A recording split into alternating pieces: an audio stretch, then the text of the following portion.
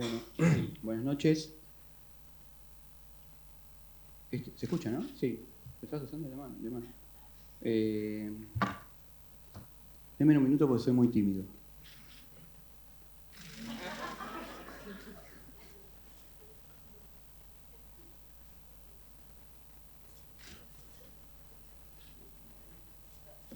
Se ve mejor detrás de la careta. Mejor. Voy a tener que leer. A mí me gusta más hablar. La gente que me viene a pedir que le devuelva plata sabe que soy mejor hablando. Pero me dijeron que es una modalidad del feedback de él. Cuando me llamó Cata para que venga, me dijo que era una modalidad leer más o menos 25 minutos, una cosa así. Y bueno, dije, voy a tener que escribir porque no voy a poder recordar 25 minutos de cosas. Y no tengo la capacidad estandapera que tuvo Jesús en el Sermón de la Montaña, que la rompió. Así que les pido que me tengan paciencia. El título es 6 propuestas para los próximos millennials. Al igual que George Lukács a la hora de escribir su teoría de la novela, el primer problema que tuve con esta charla fue de orden metodológico. Lukács, en un prólogo posterior que acompaña una nueva edición de su famoso ensayo, elige el efecto de narrar en tercera persona sobre sí mismo, como hace Riquelme, para cuestionar su estrategia epistemológica. Con esto consigue que más que una autocrítica sea una crítica a alguien que ya no es él.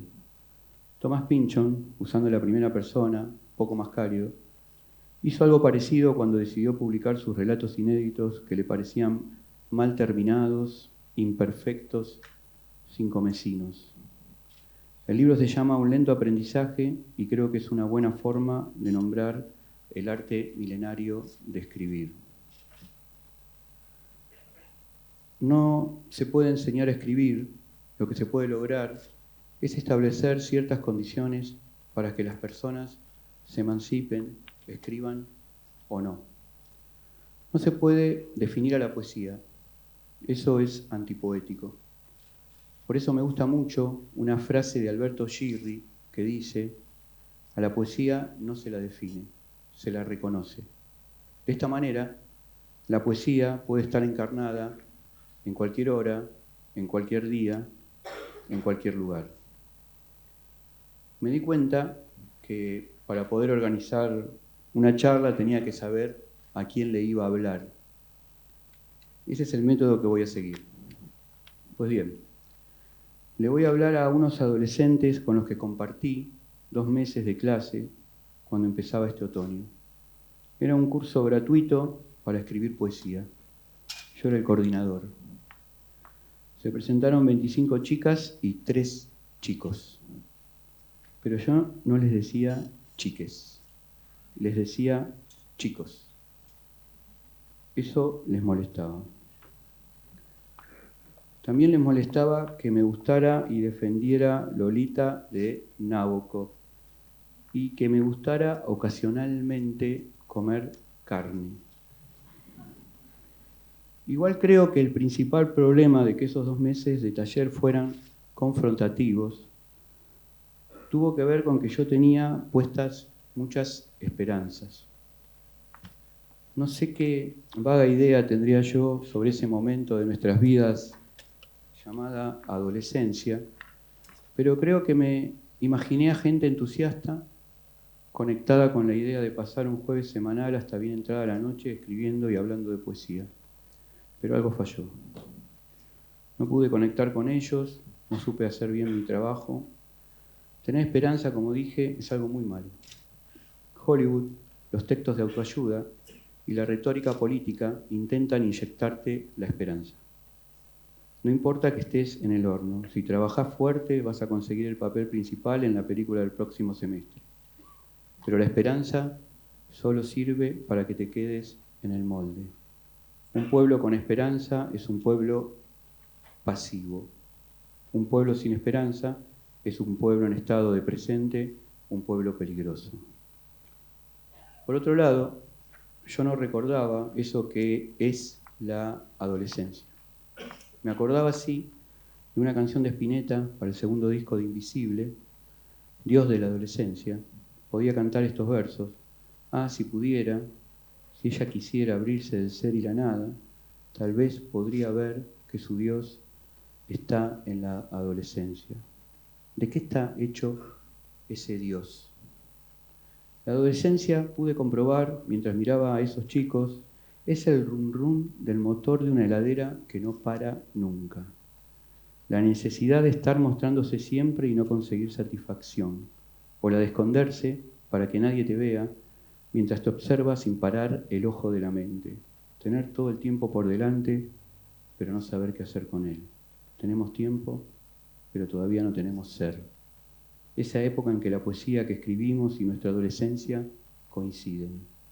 Una prepoesía que todavía está sujeta a nuestros caprichos y a la necesidad de decir todo. Cada poema adolescente es una declaración de principios, pero esos principios, como cierto lenguaje demasiado actual, duran la vida útil de una mariposa. Un pequeño momento de Instagram. Queridos adolescentes, sé que se burlaban de mí y sé que los defraudé porque no encontré la manera de sacarme el fastidio que me producía su desidia. Que se hablaran gritando, que no escucharan cuando una compañera o compañero leía,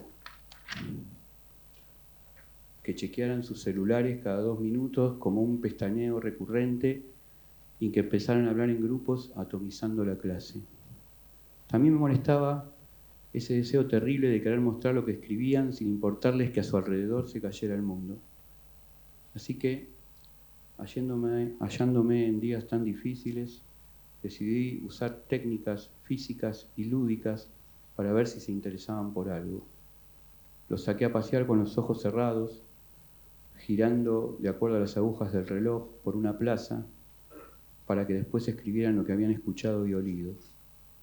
Les pedí que vengan con la ropa puesta al revés, pero después, cuando lo hicieron, no me di cuenta de que la tenían al revés porque yo no distinguía su forma de vestirse. Profesor, estamos con la ropa al revés. ¿Y? Me dijo una chica rubia que escribía poemas catárticos y los leía de manera psicótica. No sé, les dije, no sé para qué les pedí eso. Cada vez menos puntos a favor mío. Un día les confesé que no soportaba las clases y que no veía la hora de que el taller terminara. Fue a mitad del curso y fue un error. Un hermoso error. La cosa se puso, como se dice, cuesta arriba. Ellos traían comida, pero yo no comía porque tenía miedo de que me envenenaran. Cuando cumplí años, sorpresivamente fueron amables y me preguntaron qué quería que me regalaran. Les pedí un megáfono para poder hablar por encima de sus gritos, risas y murmullos para recitarle poemas. En un momento encontré que era inútil pelear. Decidí entrar en la clase cuando ellos bajaban su nivel de distracción y me escuchaban. Ahí hablábamos de ciertos poetas, les pasaba teoría, historia. Estos momentos duraban muy poco, como la vida útil de una pareja. Cuando se dispersaban de nuevo, yo me iba a leer un libro o a fumar un cigarrillo. Cuando veía que estaban de vuelta en estado de atención, retomaba la clase. Era una técnica de ataque y repliegue. Cuando faltaba media hora para terminar la clase, les decía que podían empezar a armar sus cigarrillos y todos sacaban sus bolsitas de tabaco y volvía el bullicio. Pero ya no me importaba. Y así hasta que un día terminamos el bendito taller.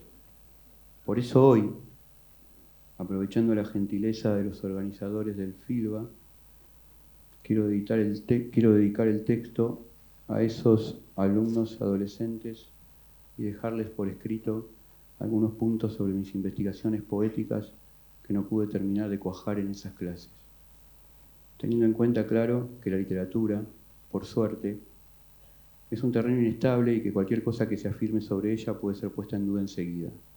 Uno puede enunciar determinada fórmula, como, por ejemplo, no está bueno repetir una palabra muchas veces en un poema largo y después viene Nicanor Parra y escribe El hombre imaginario y te hace callar la boca. Teniendo en cuenta esto, por favor, saquen lápiz y papel y anoten los siguientes puntos.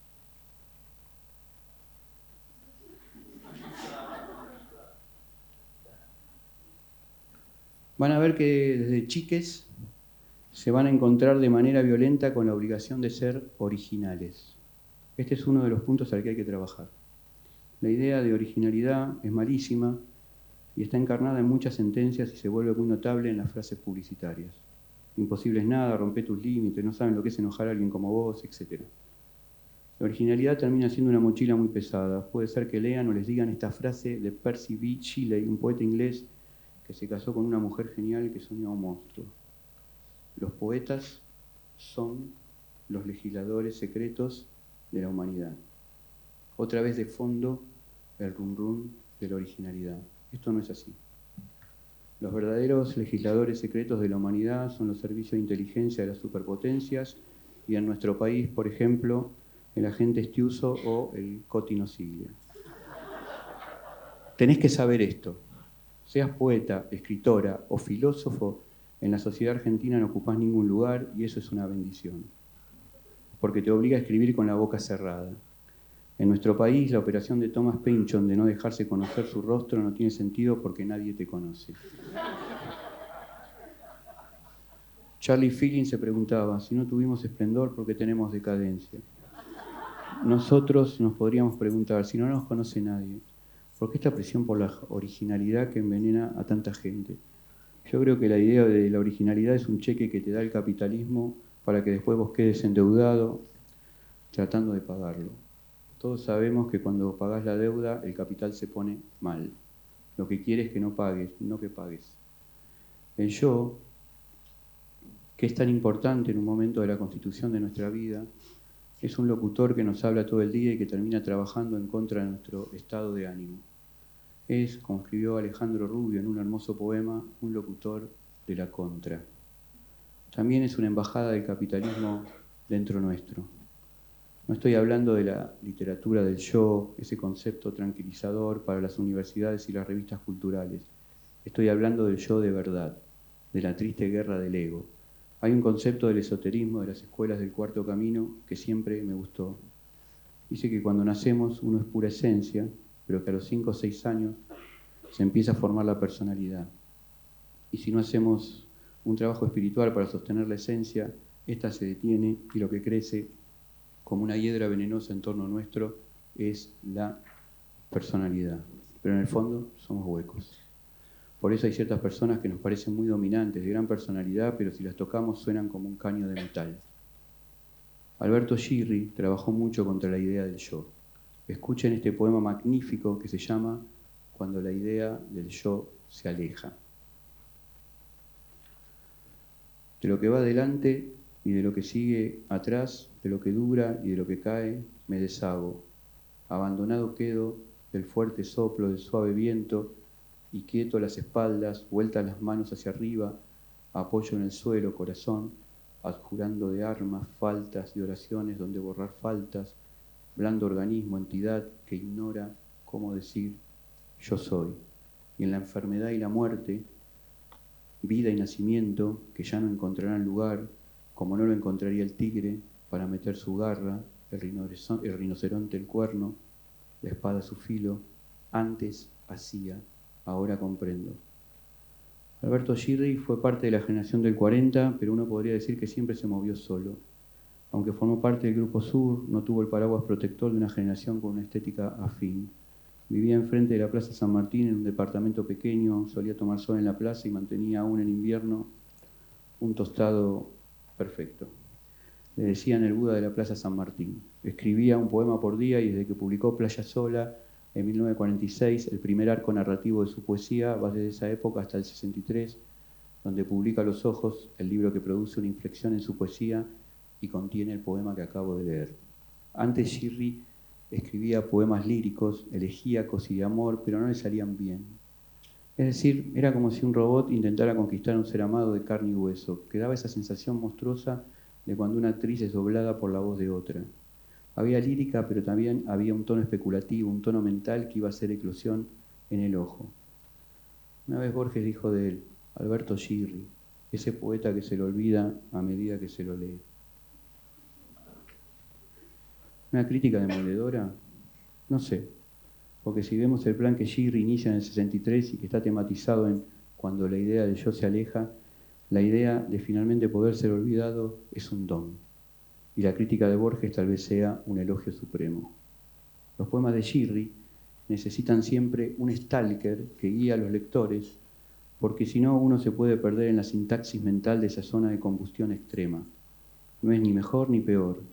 Hay poetas que inmediatamente empatizan con los lectores y otros retraídos, de pocas palabras.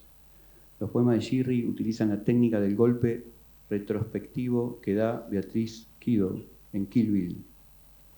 Lees el poema, no le das bola, y después, mientras estás haciendo algo, preparando la mañana para meter a tus hijos, por ejemplo, el golpe de Girri llega y tu percepción queda modificada para siempre. Acusar a cierta poesía de oscuridad es un eslogan que habla más de la pereza del lector que del poeta en cuestión. No quisiera terminar este punto sobre la originalidad, que de alguna manera es también la búsqueda de la derrota del yo, sin contar un hecho que me aconteció en la infancia. Cuando tenía 10 años vino a vivir a mi casa mi tía Cristina, una hermana muy joven de mi mamá. Era, como se decía antes, una bomba. Me enamoré de ella rápidamente, pero el guionista siempre está ahí para complicar las cosas. Mi mamá contrató un pintor llamado Horacio para pintar la casa era grande y el tipo se quedó un tiempo largo. Una tarde, Horacio y Cristina se besaron y yo los vi de casualidad. Eso me liquidó. Ardía de celos, ni bien pude, la confronté a Cristina. Me pregunté qué era lo que le gustaba de Horacio. Me dijo que Horacio era muy romántico, que le componía canciones. ¿Canciones? ¿Qué canciones le dije? Me compuso una muy linda que se llama Tu nombre me sabe a hierba. Me quedé duro. Yo sabía que esa canción era de Serrat y urdí un plan. Me fui a la disquería y compré el disco simple donde estaba esa canción. Le dije a Cristina que tenía que hablar con ella. Nos sentamos en el living de mi casa y puse el disco sabiendo que le estaba dando un golpe mortal a Horacio. Ella escuchó la canción y empezó a llorar. Le dije que Horacio le había mentido y la abracé para consolarla. Entonces escucho que dice, qué genio Horacio. Qué valiente lo que hizo. De alguna manera es una canción que también es suya, ¿no? Pasó el tiempo y Cristina y Horacio se casaron. Viven juntos hasta el día de hoy. A veces cuando me cruzo con mi tío, él se ríe y me dice, me quisiste liquidar. Esa fue la primera vez que me di cuenta de que la originalidad no sirve para nada. Mucho tiempo después, en la trasnoche de las clases de Carpio en filosofía, leyendo Ser y Tiempo de Heidegger, leí esta definición de originalidad que me pareció muy productiva. Querer es ser original. Sabemos que la literatura, como las grandes partidas de ajedrez, es una suerte combinatoria de movimientos estudiados. Uno leyó millones de poemas de amor y sobre estos hace sus jugadas hasta que encuentra una pequeña variación. Una vez Juan José Saer me dijo, ¿para qué robar un kiosco si podés robar un banco? Así que aconsejo robar todo lo que se pueda hasta encontrar no la voz personal, sino la voz extraña en nuestros textos. Esa voz construida por muchísimas voces y que está ahí afuera sonando desde el comienzo de los tiempos.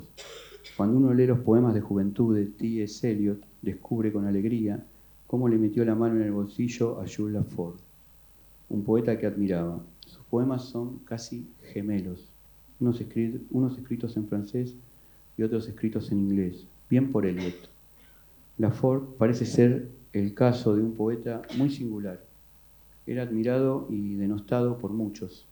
A principios del siglo pasado, Max Jacob, Picasso y Apollinaire recorrían las calles de Montmartre gritando «Abajo Lafort».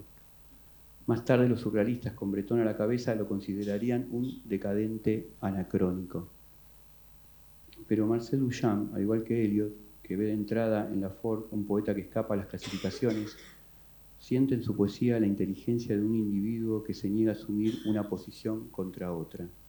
Para algunos, Lafort es un poeta menor. Para otros, repetir la palabra menor como un mantra, menor, menor, menor, menorme, hace surgir la palabra enorme. Para algunas personas, ciertos autores son una mierda. Lo que no hay que olvidar es que con la mierda se hace combustible. Como a mí me gusta más leer que escribir, no puedo entender a esos lectores que se ponen contentos cuando sale un libro que les parece malo, y mucho menos a los que aconsejan no leer a alguien. Por supuesto que tengo mis gustos y que hay autores que me resultan insoportables, pero establecer con mi gusto una regla universal es una estupidez. Mario Benedetti no me gusta, las películas de Campanella me parecen flojísimas, el cine de Tarantino me parece efectivo, cool y divertido, pero no le encuentro metafísica. Para mí Darín actúa una sola vez. Pero a otros todo esto les parece genial. A veces lo que no nos gusta habla más de nosotros que lo que nos gusta. No me olvido que en una larga antología de Benedetti yo leí epígrafes de Juan Gelman y eso me hizo salir a buscar a este autor argentino que en ese momento estaba exiliado. Juan Gelman es un buen punto para analizar otra de las problemáticas que tiene la poesía. Juan Gelman y Alejandra Pizarnik. Cada uno en las antípodas estéticas y políticas del otro. Sin embargo, las preguntas que emergen de sus obras siguen estando en el horizonte nuestro. ¿La poesía sirve para algo? ¿Se puede cambiar el mundo con un poema? ¿Hago la revolución o hago un poema? Cuando Pasolini acusaba a Eugenio Montale de escribir poesía pequeño burguesa, el Upupa le contestaba: Malvolio, no tenés que mezclar lo esencial con lo transitorio. ¿Qué sería lo esencial? ¿La condición humana? ¿Y lo transitorio? ¿Los vaivenes políticos? Si después de la publicación de Rayuela muchas chicas quisieron ser la maga, cuando yo empecé a leer poesía quería ser Pizarnik. Explicar con palabras de este mundo que partió de mí un barco llevándome. Un poema breve, una granada metafísica. ¿Qué mierda le pasaba a Pizarnik? Esa pregunta se hace uno varias veces a medida que va leyendo los diarios que dejó la autora después de suicidarse. La palabra mierda es una palabra que Pizarnik repite varias veces en sus diarios y que resaltan en ellos porque su escritura es, por lo general, literaria, es decir, poco propensa a escribir de manera coloquial. Sin embargo, en los diarios delgados y finales, ya cerca de la muerte voluntaria, Pizarnik escribe de forma más cotidiana, menos romántica, más dura, como si frente a la muerte que se desea, el artificio del lenguaje fuera un oropel vacío.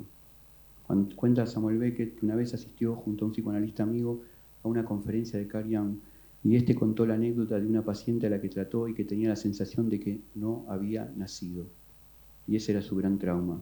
Beckett se sintió conmocionado por lo que escuchaba, ya que él también comprobó que se había sentido muchas veces como alguien que no había nacido. Alejandra Pizarnik, por lo que se lee en sus diarios, parece haber tenido esa sensación de inadecuación a la vida. Si alguien no nació, ¿está muerto? ¿Es una tautología entonces el suicidio? ¿Fue Pizarnik una zombie? Leer sus diarios es una experiencia límite, poco afecta a narrar situaciones cotidianas, las páginas giran siempre como un largo loop sobre las mismas palabras, angustia, depresión, muerte, hastío. Ni siquiera se permite la gloria de la melancolía, esa especie de depresión bella como puede llegar a serlo un paisaje de otoño. El diario es, por momentos, una libreta de instructivos. Una jovencísima Pizarnik de 19 años escribe: Alejandra, recuerda bien todo lo que has oído. Primeramente debes aprender a separar el sueño de la vigilia. Recuérdalo y no pienses que estás desnuda o llevas un traje de vidrio. Y rápidamente apunta a lo que tal vez sea el puntum de su existencia o su no vida. Aparentemente, cada cosa tiene su sustituto, situación que se sucede infinitamente. Yo creo que nada se reemplaza. Si tuviéramos que reconstruir su vida a través de las pocas informaciones que filtran los diarios, podríamos decir que vivió de adolescente en una casa junto a unos padres a los que no les importaba su vocación literaria.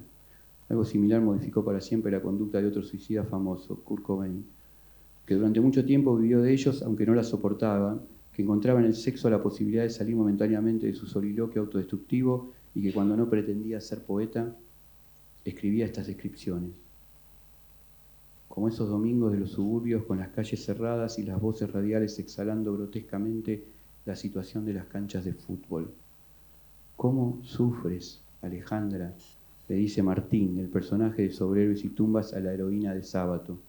No le dice cómo sufrís. Leyendo estos diarios se me ocurrió que Sábato le puso a Alejandra su torturado personaje por Alejandra Pizarnik.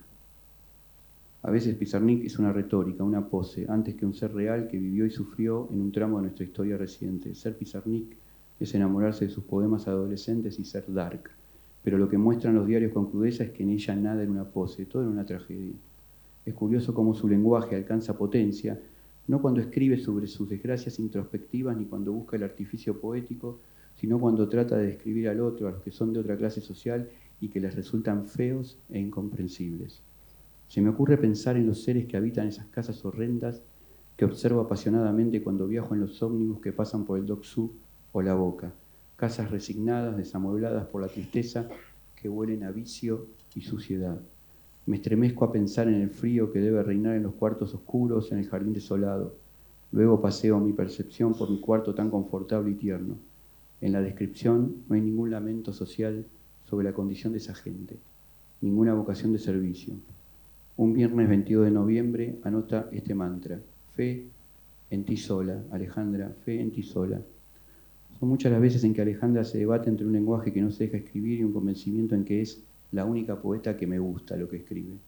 De golpe, durante los largos trozos de prosa introspectiva y clonazepánica, aparecen pequeños poemas para armar si uno quiere. Pero hoy y mañana y siempre, repito, que solo es posible vivir si en la casa del corazón arde un buen fuego. Oeste. La noche insiste en ser un silencio. Yo golpeo las puertas de la noche. Oeste. La mañana para llorar, la noche para desear, la tarde para jugar a la vida. Alejandra leía, fumaba miles de cigarrillos, pasaba largas noches de insomnio y no dejaba de poner la lupa en sus sentimientos. A veces me pregunto si mi enorme sufrimiento no es una defensa contra el hastío. Cuando sufro no me aburro, cuando sufro vivo intensamente y mi vida es interesante, llena de emociones y peripecias. Es verdad, solo vivo cuando sufro, es mi manera de vivir, pero algo en mí no quiere sufrir, algo quiere observar, callar, analizar y tomar nota. Cuando la poesía no da en el blanco, produce resentimiento, y nunca da en el blanco. Por eso no es conveniente poner el centro de nuestra vida solo en ella. Sobre el final de sus diarios y de su vida, Alejandra se encontraba aislada porque nadie la llamaba para hablar, nadie la visitaba, y ella tampoco encontraba deseos de salir de su cuarto de reclusión. Digo lo que hace años. El amor pudo haberme salvado y no me amó nadie, y está bien. Digo que está terminado y es punto final. Ahora me sobrevivo. Mientras tanto, en otro lugar de Ciudad Gótica, Juan Gelman escribía: ah, pájaros de la pasión, escribiendo en toda pared, fab, herb o far, o fuerzas fuertes que se levantaron un día contra la sucia, el deshonor, las venganzas que nos crecían sin merecerlas en la piel, con la madre que nos parió en el hijo que nos nació, como un espejo brusco o una mitad emancipada, iban andando la país y despertando la valor, la perro oscuro todavía. Y en el poema Confianzas afirma: se sienta a la mesa y escribe. Con este poema no tomarás el poder, dice. Con estos versos no harás la revolución, dice. Ni con miles de versos harás la revolución, dice. George Open, un poeta yanqui que formó parte del grupo de los objetivistas, dejó de escribir durante 20 años para dedicarse al trabajo social, ya que consideraba la poesía como una actividad insuficiente para las urgencias de la época.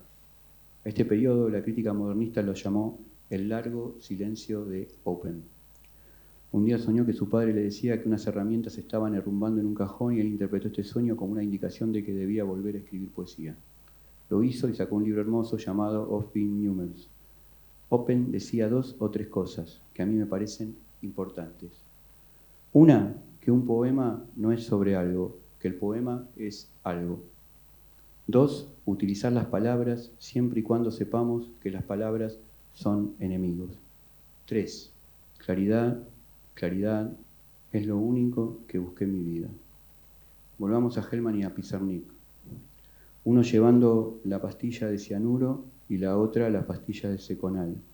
Aún en las antípodas políticas y estéticas, cuando muere Pizarnik, Juan Gelman escribe un poema que yo creo habla sobre ella y que sintetiza de manera muy bella lo que transmite la experiencia Alejandra. El poema se llama Proposiciones y de él extraigo estas partes. ¿A dónde fue la obrera enamorada? ¿Fue al aire la obrera enamorada? La obrera de la palabra murió. ¿Por qué caminito se fue? La obrera se fue porque ya no podía trabajar. El aire estaba sordo, mudo, roto, y ella apenas tenía confianza en su palabra confianza. Yo digo, mejor no llorar. mejor hacer otro mundo. Yo digo, mejor hacer un mundo para que Alejandra se quede. Si seguimos... Un minuto, estoy liquidado.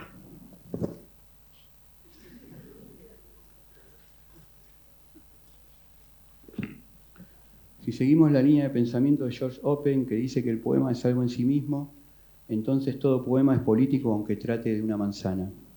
Pero puede pasar que además el poema trate sobre un acontecimiento político, exterior. ¿Cómo volver interior lo exterior sin debilitarse? ¿Cómo escribir sobre las cosas que nos conmueven bajo el contagio de la emoción? Juan Gelman, por ejemplo, escribió un largo poema sobre Ernesto Guevara, ni bien supo de su muerte en Bolivia. Es un poema que admiro profundamente aún en sus derrapes emocionales.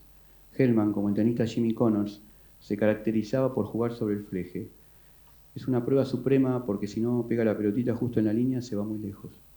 Para Adorno, la oralidad no era suficiente para expresar toda la potencia del pensamiento. Prefería escribir, aunque a veces sus párrafos se volvieran crípticos y paratácticos. Yo creo que hay algo de la oralidad que es necesario dosificar en la escritura. Aun cuando escribamos que la vida es una herida absurda, el hecho de escribirlo ya es un movimiento afirmativo. Pero en un escritorio de escritor, con una lapicera de escritor, solo se pueden hacer frases de escritor. Entonces el lenguaje se convierte en un animal embalsamado. Antes de hacer un largo viaje a los 21 años, leí Trilce de César Vallejo y no entendí nada.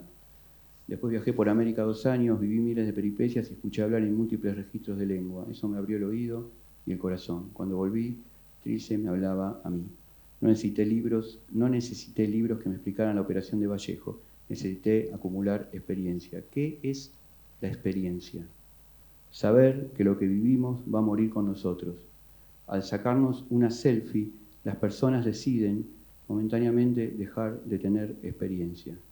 Cuando se produjo la tragedia de Santiago Maldonado, me sentí muy conmovido y tuve deseos de escribir un poema, pero no podía drenar la emoción y el didactismo. Ese es uno de los problemas cuando se escriben poemas con temas políticos inmediatos. Por eso la derecha escribe mejor que la izquierda. Sin embargo, encontré un hallazgo. Mariano Blatt había escrito este poema que les quiero leer. El poema se llama Diego Bonfoy y dice así. Mataron a un pibe por la espalda en Bariloche. Mataron a un pibe por la espalda en Bariloche. Mataron a un pibe por la espalda en Bariloche que se llamaba Diego Bonfoy. Que se llamaba Diego Bonfoy. Que se llamaba Diego Bonfoy. Pero la vida sigue igual. Pero la vida sigue igual. Pero la vida sigue igual. Te compraste zapatillas nuevas. Te compraste zapatillas nuevas. Es un hecho de la realidad. Es un hecho de la realidad. A lo mejor algún día,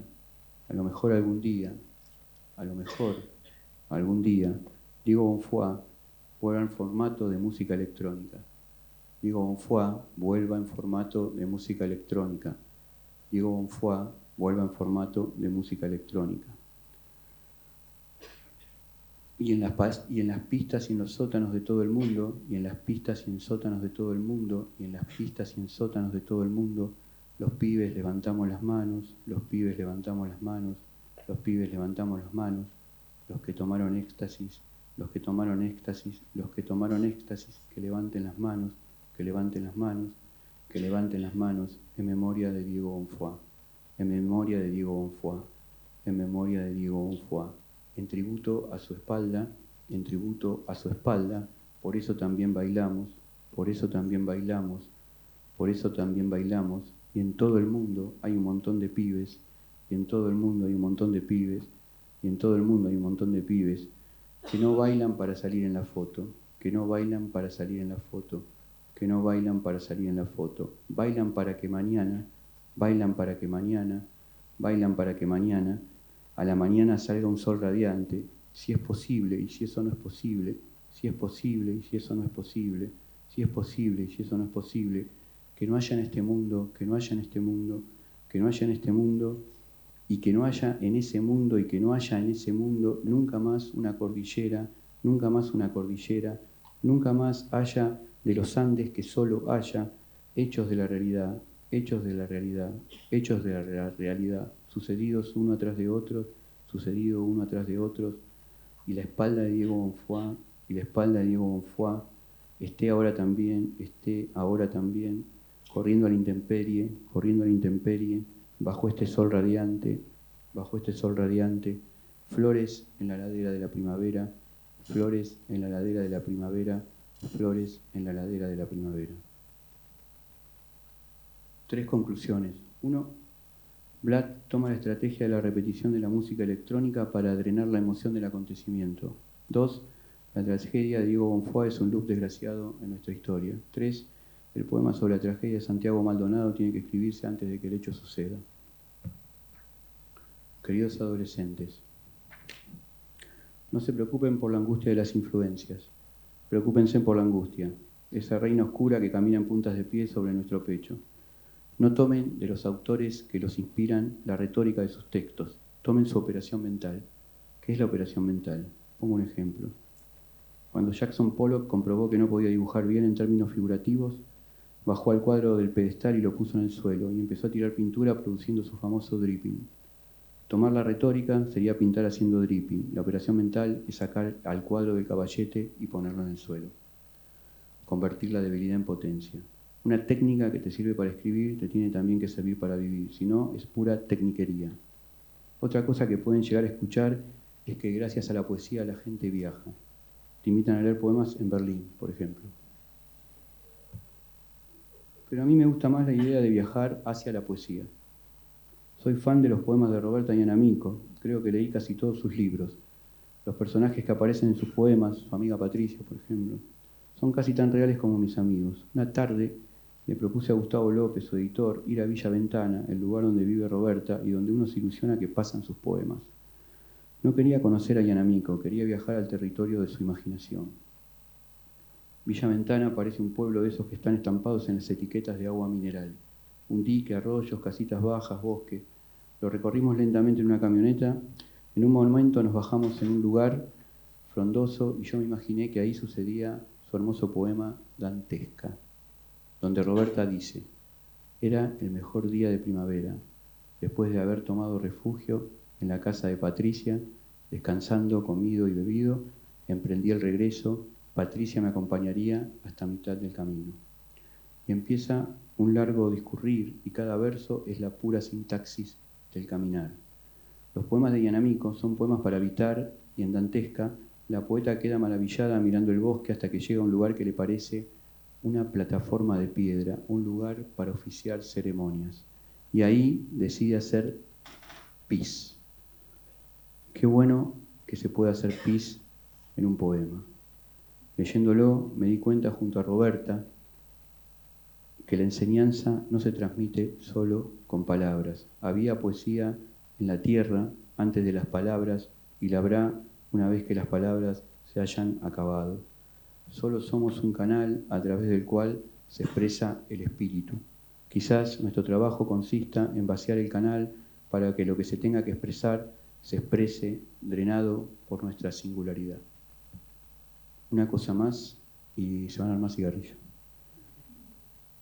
Jeanette Winterson es una escritora inglesa que tuvo una infancia intensa. Fue adoptada por una madre muy religiosa y un padre derrotado. Vivió la posguerra y el comienzo del liberalismo de Margaret Thatcher. Sin embargo, encontró un resquicio para vivir. Su madre la mandaba a la biblioteca para que le sacara novelas policiales. Por error, le pidió que retirara un libro que se llamaba Asesinato en la Catedral. Pensó, por el título, que era un policial. Pero era de T.S. Eliot. Y leyó ahí estos versos que la hicieron llorar. Este es un momento, pero has de saber que otro te atravesará con una repentina alegría dolorosa. Esa obra extraña, Jeanette no sabía nada de poesía, le hizo soportable el día. Terminó el libro en las escaleras de la biblioteca bajo el típico vendaval del norte, y lo recuerda de esta manera. No tenía nadie que me ayudara, pero T.S. Eliot me ayudó. Por eso, cuando la gente dice que la poesía es un lujo o una opción, o para las clases medias cultas, o que no se debería leer en el colegio porque es irrelevante, o cualquiera de esas extrañas tonterías que se dicen sobre la poesía y el lugar que ocupa en nuestras vidas, sospecho que la gente que las dice, que a la gente que las dice le ha ido bastante bien. Una vida dura necesita un lenguaje duro, y eso es la poesía. Eso es lo que nos ofrece la literatura, un idioma suficientemente poderoso para contar cómo son las cosas. No es un lugar donde esconderse, es un lugar donde encontrar. Gracias.